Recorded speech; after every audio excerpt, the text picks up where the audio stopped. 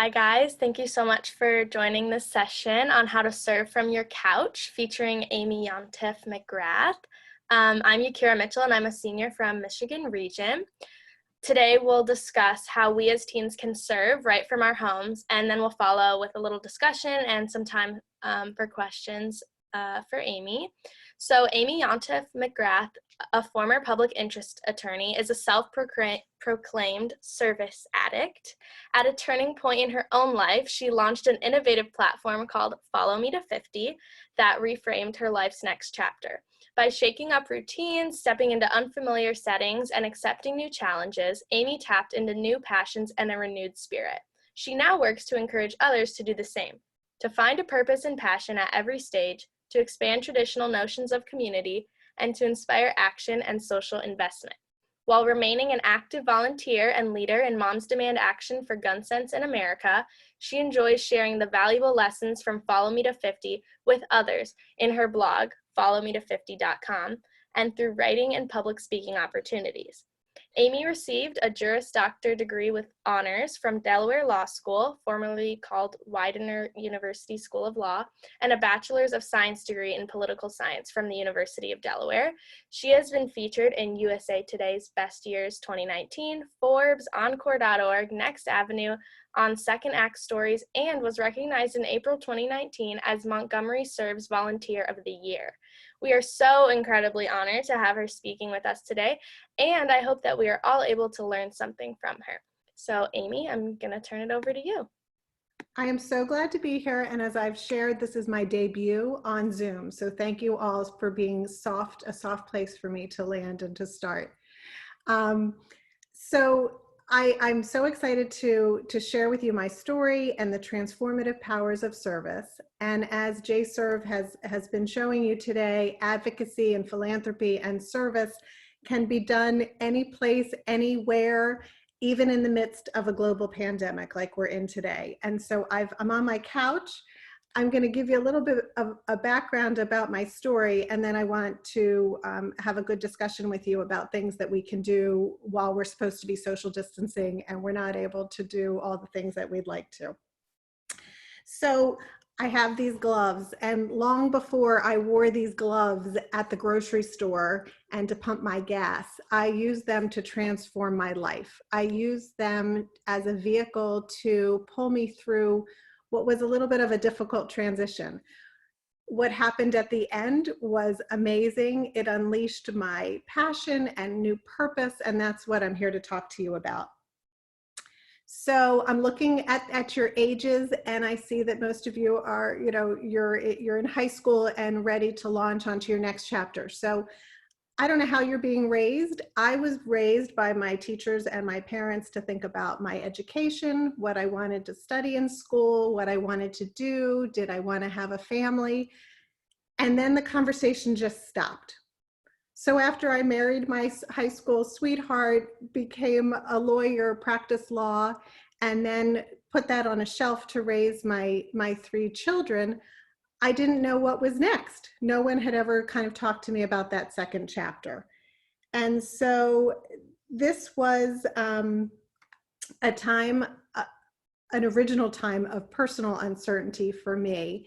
And I created a creative platform called Follow Me to 50 to kind of launch me out of that place of uncertainty and into new passion and purpose. So Follow Me to 50 consisted of 3 things. Primarily, it was to do 50 public service projects between my 49th and 50th birthdays. The second part was to write a novice service blog, which I hope you'll look on and subscribe to. And the third thing was to take my adventure on foot and to walk 50 miles by myself in a place that I had never been. And I wasn't roughing it. I didn't do any camping. I picked the sunny coast of California, stopped at many Starbucks and many hotels on the way, and had such a great experience.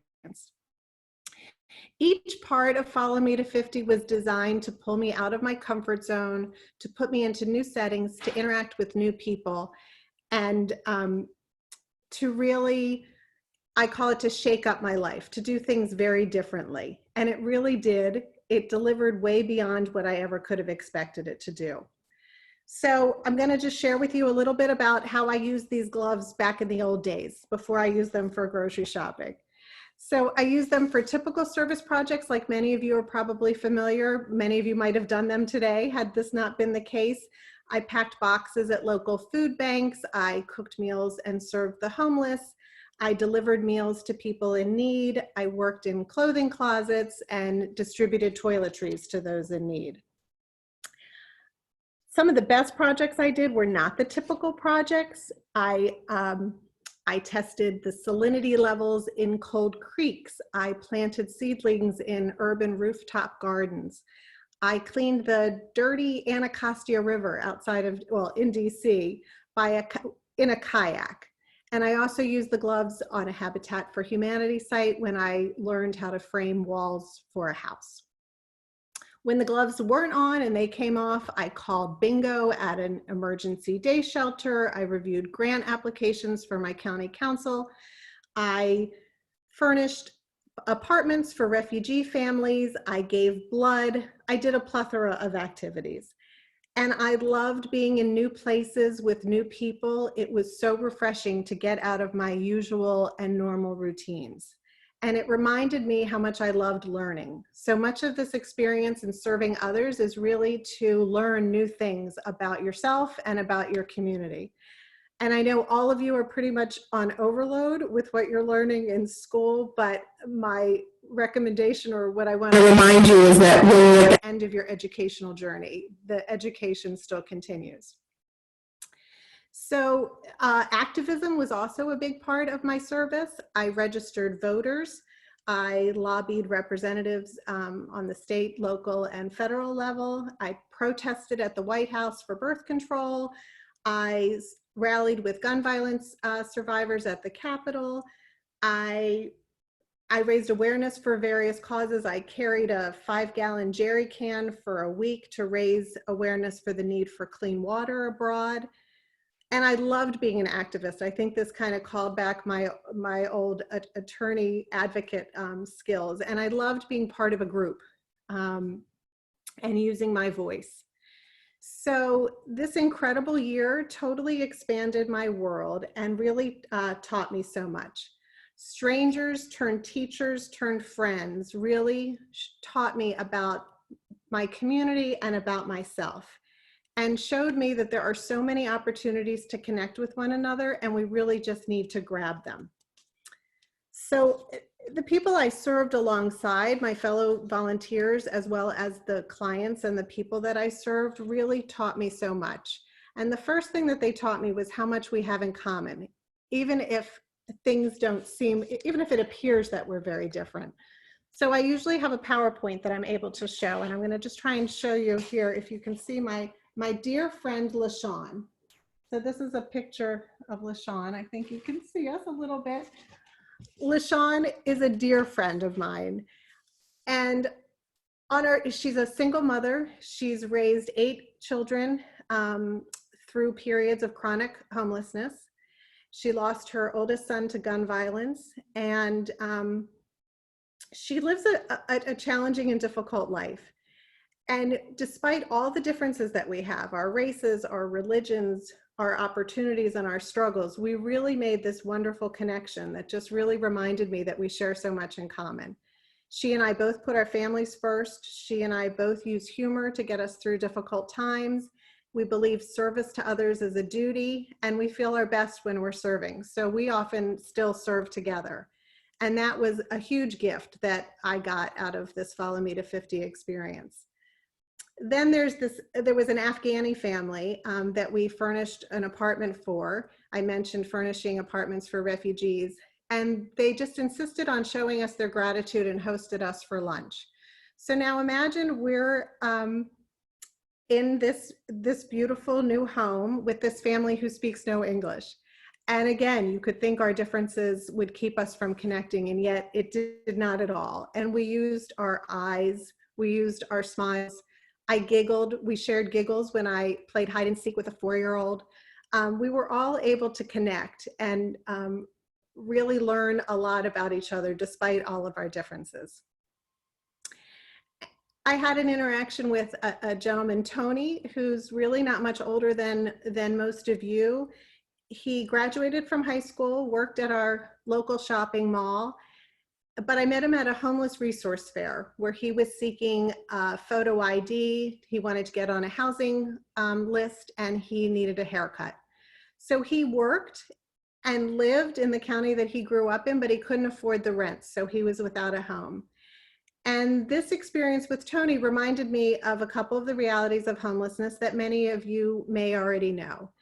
Number one is that so much in life, our health and our welfare and our safety, is really determined by two things that we have no control over. One is who our parents are, that none of us choose.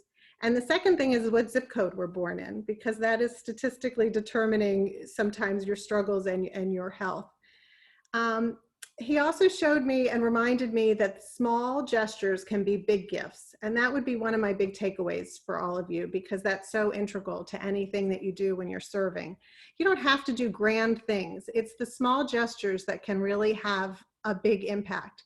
So for Tony, this day where I ushered him through a fair to secure these services, the gift I gave to him was merely just holding his bags, lightening his load, allowing him to give a handshake to vendors, or just to kind of let his shoulders kind of rest.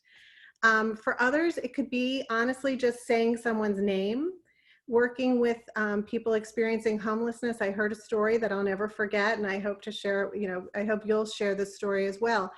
I met a man who said that while living on the streets, he could go days, weeks, and even months without hearing his name. And I stopped to think about that. So you're not hearing your name. You're watching people kind of pass you, look at their phones, ignore you like you're invisible. And so, the other gift is that dignity always matters. And so it can be a small gift to just make eye contact, to slow down, to make eye contact with someone and have a meaningful connection, just to say, I see you. You're not invisible to me, you matter. So I use service as my roadmap to find new passion, purpose, and direction. And now I'm this unstoppable service addict, as I call myself, as well as an activist. And I'm not gonna let this global pandemic stop me, because for me, it's kind of my fuel and my fire. And our communities need us, and we need this as well.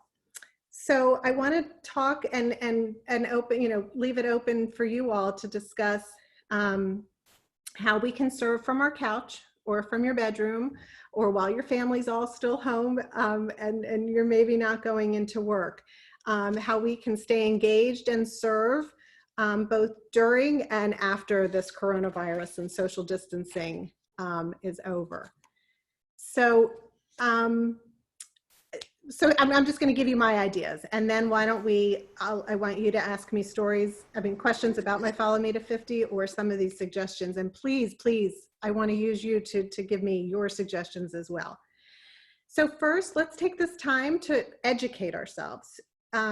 You can use the internet and have conversations. Why don't you really look into what your community looks like beyond your zip code and in your zip code? What are the needs? What are the resources? What are you interested in? See if the nonprofits that support these causes have a newsletter, and just start signing up.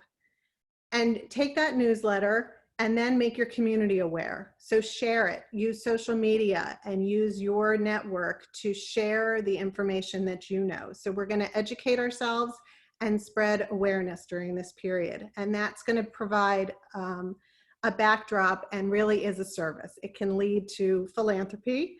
It can lead to hands-on work after this is over. It can lead to many things, and it gives you a stronger connection to your community. Activism can be done remotely. I was sharing, I live in Maryland outside of DC, so I get to storm the Capitol and go with my poster to the White House anytime I want. But you can really do this anytime from home too. So I have signed up this week for so many postcard and letter writing campaigns and phone banking events. I think my hand will tire. But we're getting out the vote. We want voters in the remaining states' primaries. It will be a national election year. So there's lots of things you can do from home, and you can fundraise for home, you can rally for a cause, and there's so many apps. There's a lot of phone apps and things online that make that very easy. You can also continue to write your elected officials and ask them to take action on the causes that are important to you. So I think that you should acknowledge that that there's this global pandemic and that the resources are kind of scattered, but still put pressure on them to be accountable for the causes that are important to you. The other thing is your voices, young voices, I was sharing this in the beginning, is so important. And so why don't you try writing, you can write an op-ed piece and submit it to your local newspaper or another news source or a digital platform, and give your opinion about a special need and raise awareness that way. And if you want to do something more hands-on and more tangible, use this time to go around your house and gather your in-kind donations. Places all over your community are probably very much looking for food. They're looking for cleaning supplies. Take all that stuff out, you can make a donation. I'm being asked to cook for a lot of the shelters and places that really have relied on food coming in, to go lunches that the kids are needing. If you're able to help with deliveries, there can be, all these nonprofits are really trying to put out ways that volunteers can safely serve. You can make you can make care cards for the healthcare providers that are really on the front lines. Just something of inspiration, something thoughtful. We talked about your crocheting, and you can make scarves and hats that will be used another time. You all are also good at those TikTok videos and the DIY videos, my daughter tells me. So make one for a shelter, make a Simon Says, make up a dance that you want to send to a family shelter where the kids can engage in a dance. The Special Olympics just reached out to me, not me personally, I'm so unathletic, but since all of their spring activities are being canceled, they want movement teachers to teach these virtual movement classes to their athletes. And that would be great for a lot of you as well. Check in on people. That doesn't sound like a big service, but it really is. Check in on each other, check in on seniors, check in on your fellow students and your peers, and a lot of people that are living alone. There are multiple crafts that you can do. Really inventory your house and see how you can put them to good use. And there's all sorts of local virtual volunteering options. If you Google local or virtual volunteering options, a lot of things come up. People are looking for translators. The Smithsonian is looking for ways to transcribe inventories. There's all sorts of really neat solicitations that are being made now and always. My Follow Me to 50 experience and everything since has just really shown me how transformative service can be, the gift that it can be to the community, but also to yourself. And whether you're serving outside in the community or at home on your couch, the important thing is just to do it and share it with others. It's a service to really inspire and to educate those around you. And I would love if, again, I have no book yet, I have no business, but I would love to help you. So reach out to me anytime at www.followme to50.com. And I'm happy to research, ways that you can help in your community, or just provide you with the list and any suggestions that I have. I love it, and I'm so grateful to be here. Thank you. Thank you so much, Amy. We have a couple minutes left. If anyone has any questions they want to ask, you can go ahead and drop them in the chat if anyone has anything they want to say or ask. And I'd love to know what you guys are doing and what you like to do.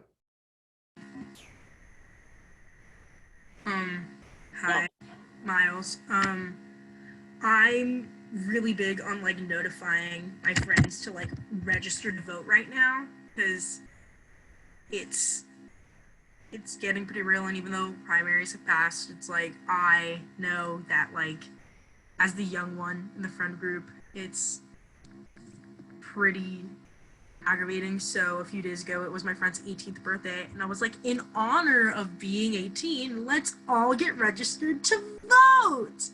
Hey! Also, I've been like notifying a lot of like the adults in my life, like the teachers who have like become my friends, to like make sure that they get counted for the census, and my friends, because that's something that people don't really think about, where like that's representation. And oftentimes the people who aren't aware of it are the people who get hurt the most every year from not being counted. And that's very important to me as a minority within a minority, as like a queer person and a person of color. So it's kind of that. And I mean, I created group chats like for people who I know I wouldn't be able to see at Nifty events in the next few months, alas. And like realizing what that's done for them is like pretty crazy. I No, mean, so yeah, so I mean, all these things are important, and a lot of people, I mean, there are primaries still going on. The neat thing that you can do is that you can get out the vote in other states. You know, the way they do phone banking and your postcard writing, you can, from Austin, where you are, really impact the other yeah, states around you. Thank you for your service. yeah, I definitely have friends across the nation who I will. Well, work it. Sarah asked in the chat just now, hello, I was wondering if you have any advice on finding your career and making choices on finding what college you want to attend and how to choose majors. Any career advice? Oh gosh, I don't know.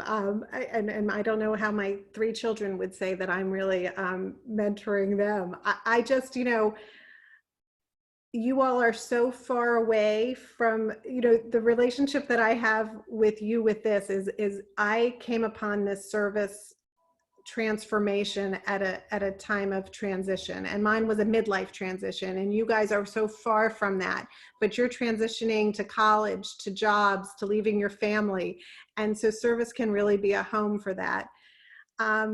As a younger woman, I wanted to pursue things that were different than what I see now, and I just, that following your purpose, your passions, and working with purpose, to me is the key to everything. Thank you. The next question is from Lily, and she says, what strategies would you recommend for getting other teens interested in these activities, specifically writing to senators/Congress? For example, they feel like writing won't have any impact and they're afraid to try something new like letter writing. So I can understand that. I can understand why people think that it will just be you're papering someone to death. But that's really, you know, it's writing letters, it's following up. Anytime I've called a representative, I get their staff person and they take my information, and oftentimes I do get feedback. So I think number one, make it fun and make it social. So do it in this sort of format. Look, my go-to was to say, have everybody over and make it a party, do a letter writing party. And I realize now we can't do that. But make it a time, appoint the time and blare the music and write out your letters.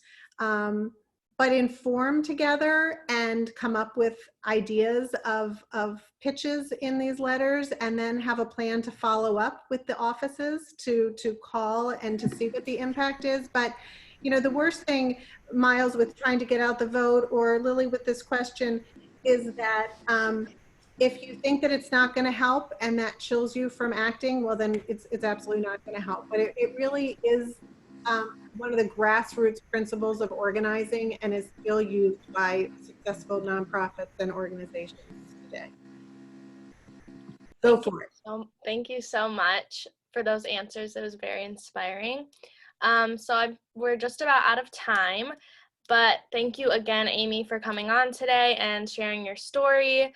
Your message of activism and serving and finding common grounds with others that are so different from you are incredibly important and relevant to all of us, especially right now.